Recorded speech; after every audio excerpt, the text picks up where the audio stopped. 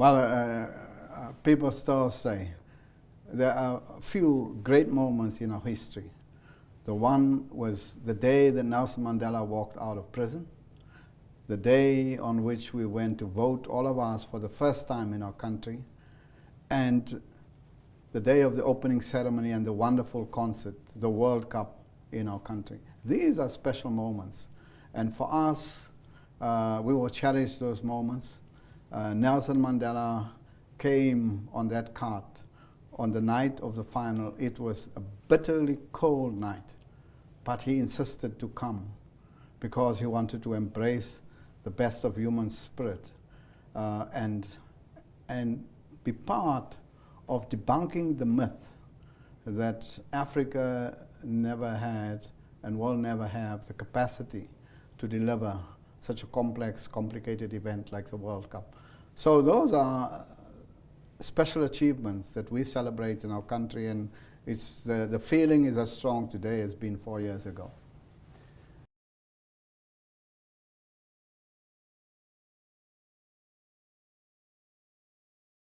Yeah. You see, legacy is determined during the birth stage already. You must be clear in your mind, what is it that must be left behind as a benefit for your country after the event? Remember, the event is just 30 days.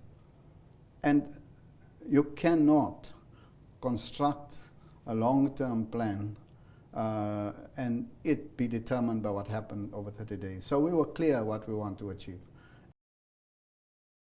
And so it was a country plan. It was not just a plan of the organizing committee. We wanted one.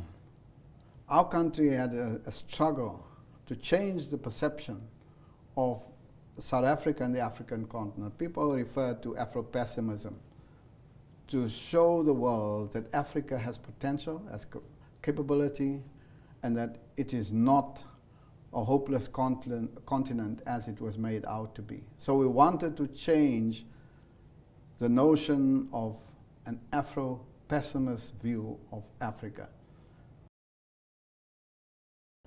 So Africa now is a place for business, trade and investment, and this is what we want. Mm-hmm. But you have to break through the negative perceptions first. Perceptions, if it's unchallenged, it becomes reality. And if you want the businesses of the world to debate on the coffee tables and dinner tables the name of your country, then you have the responsibility to place your country's name in the forefront of the minds of those who invest. And this is what we wanted to do with the 2010 World Cup. Africa now is not a hopeless continent anymore. It's a hopeful continent. It's a different place. And the World Cup 2010 changed the storyline, changed the way people look at the African continent, changed from a charity-driven to a business-driven continent. And certainly we will reap the benefits long after even this World Cup is over. But it's a challenge that has been raised in the respect of developing countries, and we understand those who raise it, and quite correctly. You must never skew resources away from the social needs of your country in order to build for an event, and we certainly do that.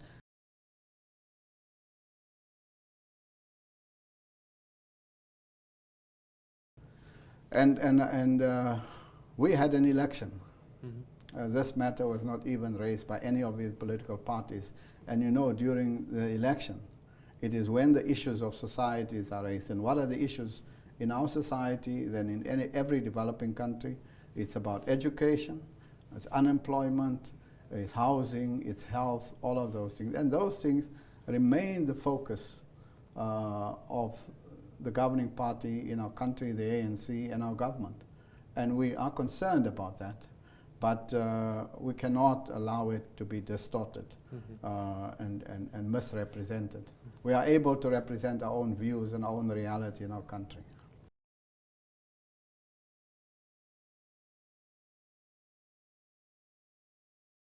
Let me give you one example. We build new airports in our country. In Johannesburg, investment in the Johannesburg International or Tambo International Airport. As a consequence of airport expansion programs in that, we can have more aircraft landing. Where we had virtually no tourists from the east, we have more than 120,000 tourists from China, and it's expanding by 20% year on year. China has an outbound tourist of more than 80 million people. Now, if you look at attracting tourists, it becomes a key market. And so you must have an airport that can accommodate more aircraft landing, because before you can have more people as tourists into your country. It's logical. And so when we built the airport and expanded and built new airports, it was not for 30 days of the World Cup.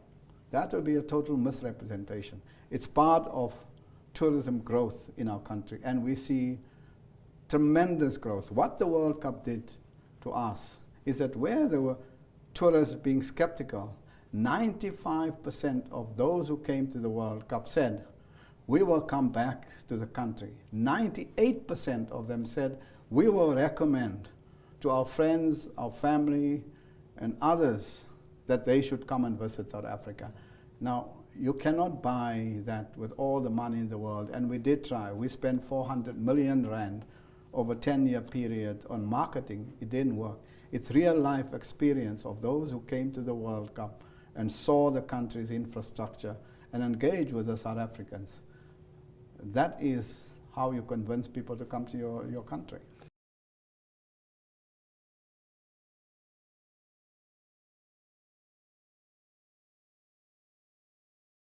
Well, there is no reality in that claim. It's just false for two reasons. One, as I pointed out, we did not build any infrastructure for the World Cup based on loans. So there are no loans as a consequence of the World Cup. South Africa and every other country incurred loans after 2008 and as a result of the global economic crisis. You can speak to Turkey, to Cyprus, to Iceland, to Ireland, to Spain, to Portugal. The list is endless. It's not just South Africa. And all of those countries have nothing to do with the World Cup in 2010 in terms of infrastructure build. As far as FIFA taking money, even if FIFA hosts the World Cup on the moon, that money comes from the rights, major rights, are the broadcast rights, which companies pay who have no presence in our country. Why must a broadcaster in the United States or China, that money does not even enter South Africa? So it's a total misrepresentation that the broadcast rights and the commercial rights or marketing rights constitute the bulk, if not the majority of the revenue, other than the ticket revenue, which in any case is a revenue that goes to the organizing committee. But it is wrong to argue that that money is taken out of your country.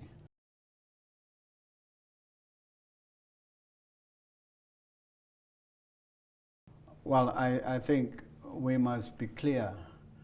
We had 10 stadiums, 4 were existing stadiums.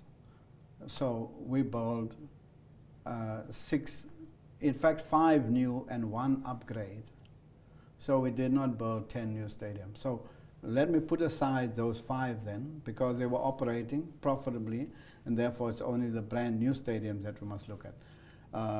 And those stadiums, 2 of them have now received teams with Premier League status in Mbombela or Nelspruit, and Polokwane is to the north of our country.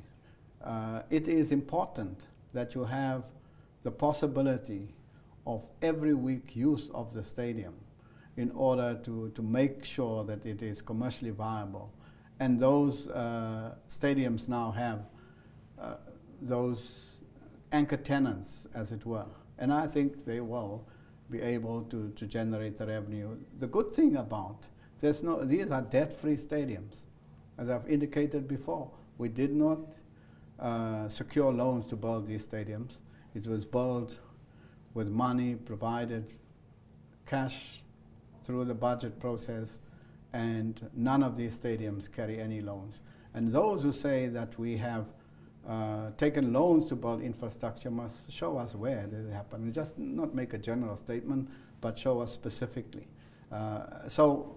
I'm happy that this is infrastructure that will be to the benefit of our country. And we have hosted many major events after, including major concerts, as a result of the fact that we have world-class stadiums in our country.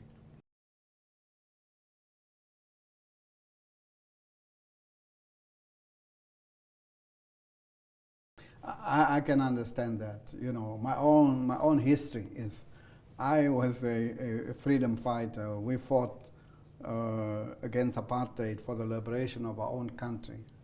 And one of the things that was uppermost in our mind is to create a better life for our people. So that is central. But you see, you cannot have a society that is focused only on building schools and houses. There must be recreation. You cannot have a society that has no possibility to create for the young generation in your country the opportunity to be whatever they want to be. And some of these kids dream to be the next Ronaldo, the next Pele, the next Neymar.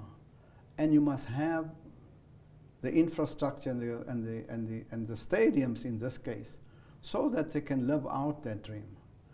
And one of the biggest exports of this country is football. If you ask anyone, anywhere in the world, and including my own country, give me the name of 10 of the greatest Brazilians ever, I can tell you, if not 10 out of 10, then 8 out of 10 will be football players. These football players were brand ambassadors, but also foreign currency generators of money that they bring back into their country. If you talk about real transformation of the social and economic life of people, no one can deny that it made a contribution. But I think the balance always is that we must never use the money and redirect it from important social issues of health, housing, education. And that is the responsibility of the government, to make sure that that balance is there, that you can invest in housing and education. But this argument that somehow if we didn't have the 30 days of the World Cup, everyone would have a house, everyone would have a job, is just a false argument. And so while we are concerned about addressing the social challenges, we must not use the platform that the World Cup creates for false arguments. And this sometimes is troubling.